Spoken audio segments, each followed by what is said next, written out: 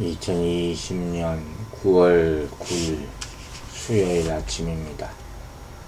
오늘은 창세기 37장 23절부터 30절까지의 말씀 함께 보도록 하겠습니다. 먼저 창세기 37장 23절과 24절 말씀 보겠습니다. 요셉이 형들에게 이르매 그의 형들이 요셉의 옷 곧 그가 입은 채색 옷을 벗기고 그를 잡아 구덩이에 던지니 그 구덩이는 빈 것이라 그 속에 물이 없었더라. 자, 요셉을 형제들이 만나죠. 그런데 만나자마자 어떻게 합니까? 요셉을 잡아서 그의 옷을 벗기고 구덩이에 던져버립니다. 끔찍한 일이 생겼습니다. 채색 옷을 벗기고 아버지 야곱이 사랑해서 그에게만 입혀졌던 특별한 옷이죠. 옷은 신분과 지위 또 아버지의 사랑을 상징하는 것이었습니다. 근데 이제 구덩이에 던져집니다. 그의 인생이 그야말로 급전직하는 충격적인 사건이 일어납니다. 이제 그의 사랑과 보호는 벗겨지고 즉 사라지고 인생의 구덩이에 떨어지고 만 것입니다. 참 요셉의 인생도 만만치 않습니다.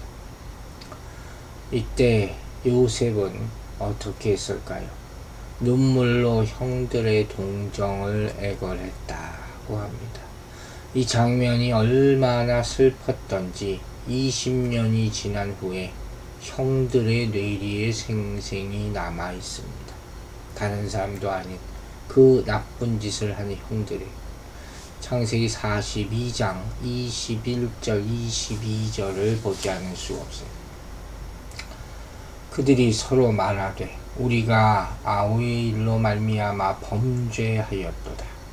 그가 우리에게 애걸할 때 그 마음의 괴로움을 보고도 듣지 아니하였으므로 이 괴로움이 우리에게 임하도다. 르우벤이 그들에게 대답하여 이르되 내가 너희에게 그 아이에 대하여 죄를 짓지 말라고 하지 아니하였더니 그래도 너희가 듣지 아니하였느니라. 그러므로 그의 핏값을 치르게 되었도다 하니. 자, 이런 말이 있죠. 누구 눈에 피눈물 나오게 하면 어떻게 된다고 했어요. 그들도 이 장면을 잊지 못하고 있었다는 거예요. 훗날 선지자 아모스는 이 비정한 모습을 심판 직전에 타락한 이스라엘의 모습에 비유합니다.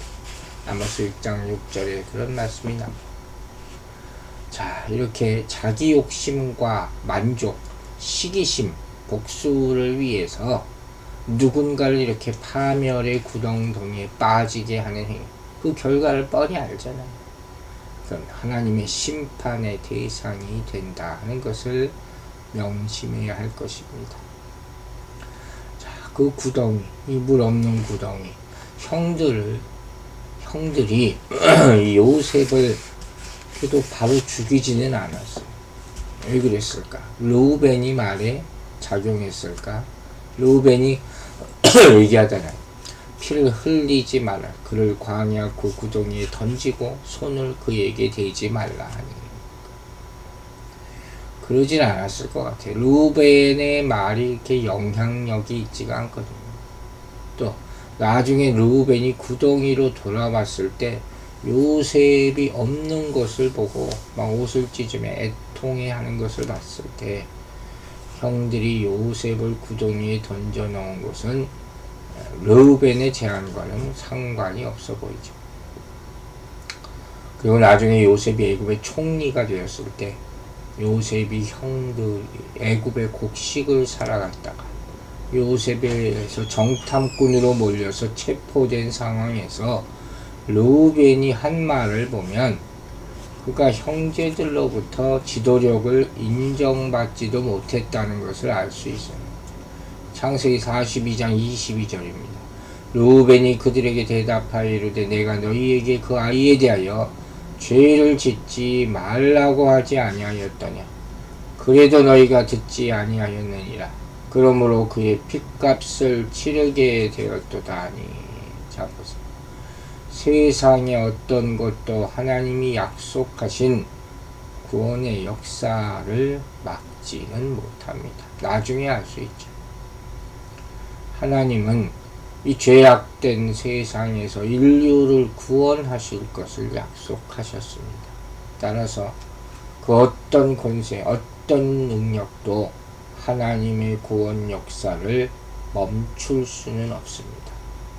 그러므로 여러분, 우리는 지금 아무리 우리를 공격하는 사람들이 많다 할지라도, 아무리 힘들고 핍박을 당해도 우리의 모습이 아닌 모든 상황을 넘어 그 일을 이루실, 그 구원을 이루실 하나님과 그분의 능력만을 바라봐야 할 것입니다. 한쪽 문이 닫히면 다른 한쪽 문을 여시는 하나님, 그 하나님을 잊지 않고 기다리게 되기를 주의 이름으로 축원합니다. 25절입니다. 그들이 앉아 음식을 먹다가 눈을 들어본즉 한 무리의 이스마엘 사람들이 길르앗에서 오는데 그 낙타들이 향품과 유향과 몰약을 싣고 애굽으로 내려가는지라. 자, 요셉의 형들은 동생 요셉을 구덩이에 던져 넣은 후에 음식을 먹고 있어요. 동생은 이 지경으로 만들어 놓고 어떻게 편안하게 태연하게 음식을 먹을 수 있을까? 남을 그렇게 힘든 상황에 만들어 놓고 자기들끼리 모여서 이렇고 저렇고 얘기하고 맛있는 거 먹으러 다니고 이런 사람들이 있어요. 아마 이 음식 중에는 요셉이 형들을 위해 가져온 것도 있었을 거예요. 참 선을 악으로 갚는 저들의 비정함, 악함을 볼 수 있죠. 배은망덕이라는 말을 합니다. 은혜를 모르는 사람들이 세상에 점점 더 많아지고 있는 것이 참 안타까울 뿐이죠. 세상이 참 그런데. 그런데 이때 하나님은 그에게 구원자를 보내십니다. 요셉의 형들이 한 무리의 이스마엘 상인을 보게 됩니다. 애굽으로 내려간지라. 당시 애굽이 세계 무역의 중심지거든요.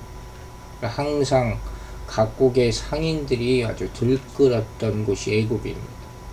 그런데 때맞춰 나타나 이 이스마엘의 대상이라. 왜? 그 구덩이에 빠져서 조금만 오래 있으면 물도 없고 춥잖아요. 요셉을 애굽으로 데려가기 위해서 보내신 하나님의 사자, 이렇게 볼 수 있는 거예요.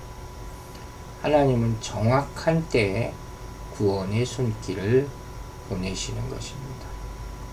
자, 37장 26절 27절 보겠습니다. 유다가 자기 형제들에게 이르되 우리가 우리 동생을 죽이고 그의 피를 덮어둔들 무엇이 유익할까? 자, 그를 이스마엘 사람들에게 팔고 그에게 우리 손을 대지 말자. 그는 우리의 동생이요 우리의 혈육이니라 하매 그의 형제들이 청종하였더라.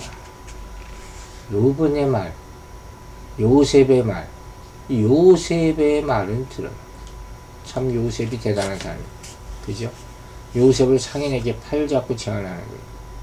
증오심에 불타서 살이를 띤 형제들의 마음을 돌이키게 합니다. 먼저 아무리 밉다고 해도 동생을 죽일 수는 있겠느냐. 혈육의 정에 호소를 하는 거죠. 또 한 가지, 굳이 살인까지 할 필요가 있겠느냐. 이 죄책을 극소화하게 만드는 거죠. 만약 죽였으면 항상 생각났겠죠. 안 그래도 그런데. 또 남의 손을 빌어서 처리함으로 수고도 돌고 소득도 얻지 않겠느냐는 합리적인 대안을 제시합니다. 이때 유다가 어떤 마음으로 그런지 모르지만 굉장히 지혜롭죠. 어쨌든 유다의 말이 아주 현실적으로 들렸기에 형제들이 다 그렇게 하자고 동의를 합니다. 유다의 지도력이 당시 굉장히 힘이 있었다는 것을 볼 수 있어요. 49장, 창세기 49장 8절을 보면 이런 말씀 나옵니다. 유다야 너는 형제의 찬송이 될지라. 내 손이 내 원수의 목을 잡을 것이요 내 아버지의 아들들이 내 앞에 절하리로다. 28절 보겠습니다. 그때 미디안 사람 상인들이 지나가고 있는지라 형들이 요셉을 구덩이에서 끌어올리고 은 20의 그를 이스마엘 사람들에게 팔매 그 상인들이 요셉을 데리고 애굽으로 갔도다. 자, 유다가 말을 마칠 때 마침 미디안 상인들이 그곳을 지나가고 있었습니다. 성경은 여기에서 이스마엘 사람들과 미디안 사람들 같이 혼용하죠. 혈통적으로 보면 다 아브라함의 후손들입니다. 미디안은 아브라함과 그의 후처 그두라 사이에서 난 넷째 아들 미디안의 후손들을 여기서 말하는 거예요. 서로 교류하며 또 통혼하기 때문에 같은 사람으로 표현하고 있는 것입니다. 주목할 것은 뭡니까? 요셉의 형들이 아브라함의 후손 요셉을 아브라함의 또 다른 후손들에게 판다 하는 것이에요. 은 20에 이스마엘 상인들에게 팝니다. 그래서 요셉이 애굽으로 가게 되는 것이죠. 바로 여기서부터 이스라엘 백성들이 왜 애굽에서 그렇게 오랜 세월을 살아야 하는지 그 스토리가 시작되는 것입니다.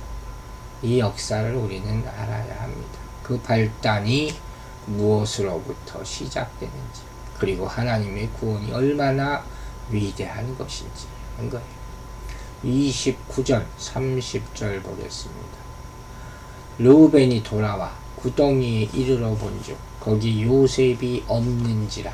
참 르우벤은 아무 쓸모가 없네요. 옷을 찢고 아우들에게로 되돌아와 이르되 아이가 없도다. 나는 어디로 갈까. 르우벤은 그 자리에는 요셉을 구덩이에 던지고 팔았던 그 자리에는 없었던 것 같아요. 요셉이 있던 구덩이에 나중에 가보니까 보이지 않자 옷을 찢고 탄식을 합니다. 아마 자기 딴은 요셉을 구출해서 아버지에게로 돌려보내려는 계획을 가지고 식사 후에 형제들 틈을 벗어나서 몰래 보고 있다가 다시 찾아왔던 것 같아요. 옷을 찢는다는 의미는 아시죠? 큰 슬픔이나 괴로움을 당할 때, 통회하는 마음을 회개할 때 나타낼 때 바로 히브리인들은 자신이 입고 있던 옷을 찢고 머리에 재를 뒤집어 쓰고 이런 일을 했죠. 그 다음에 이렇게 말합니다. 아이가 없도다. 나는 어디로 갈까? 이제 황망해진 거죠. 어디 가서 찾을까?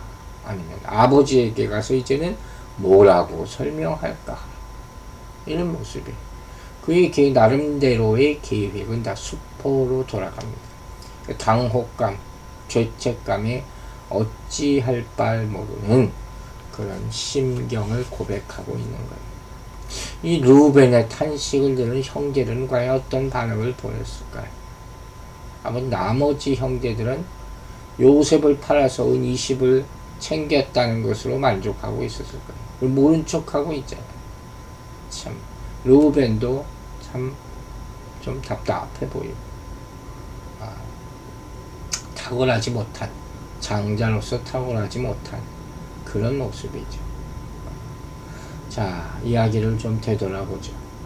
여러분, 요셉의 형들은 아버지의 편애로 인해 요셉을 시기하기 시작하고 그의 꿈 이야기가 그를 결정적으로 그를 증오하기까지 만듭니다. 그런데 여기서 말하는 이 시기와 증오, 이것은 정말로 사탄과 옛사람이 좋아하는 그런 죄악이에요. 이게 계속되면 폭력이 이어지죠. 결국 살인이 되는 거예요. 사탄이 원하는 대로 끌려가게 되는 것이죠. 최초의 살인이 바로 가인이 아벨을 죽인 시기로 말미암은 거예요. 이 시기와 증오는 무엇으로도 합리화될 수 없는 것입니다. 성경은 적당히 화내라고 하지 않습니다. 속히 분을 버리라고 말합니다. 분을 내는 것은 마귀에게 틈을 주는 것이다. 에베소 4장 27절에 나와 있습니다. 이 땅에 마땅히 미워할 만한 사람은 없습니다. 오로지 마땅히 사랑할 만한 사람이 있을 뿐입니다. 예수님은 우리를 죽기까지 사랑하시고 아무런 조건 없이 사랑하셨습니다. 우리 주변에 이러한 악한 일이 생기지 않게 되기를, 우리 마음에 이런 악한 마음을 품지 않게 되기를 주의 이름으로 축원합니다. 기도하겠습니다. 아버지 하나님, 오늘도 감사합니다. 이 에서의 스토리를 보면서 요셉의 이야기를 또 들으면서 야곱의 이야기, 인생을 보면서 우리 인생을 돌아보게 하심을 감사드립니다. 아버지, 우리 가운데 혹시 미움과 악한 것들이 있습니까? 시기와 질투가 있습니까? 다 십자가에 못 박게 하여 주시옵소서. 오로지 하나님의 말씀만이 우리를 다스릴 수 있사오니 오늘도 그 말씀을 먼저 받아 묵상하면서 우리의 분과 우리의 시기와 우리의 질투와 우리의 좌절과 우리의 모든 악한 영들 예수 이름으로 다 쫓아낼 수 있도록 도와주시옵소서. 감사드리며 예수 그리스도 이름으로 기도했습니다. 아멘.